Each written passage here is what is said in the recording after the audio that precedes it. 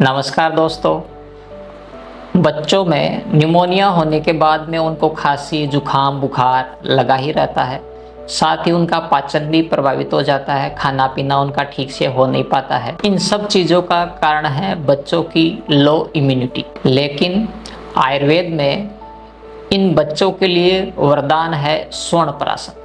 अगर स्वर्णप्राशन का हर पुष्य नक्षत्र पर नियमित सेवन किया जाए तो ये न केवल बच्चों की इम्यूनिटी को बढ़ाता है, उनकी पाचन क्षमता को अच्छा करता है, साथ ही उनके बौद्धिक स्तर को भी बढ़ाता है, जिससे बच्चे भविष्य में बुद्धिमान और उच्च पदों पर जाने के लिए सक्षम बन जाते हैं।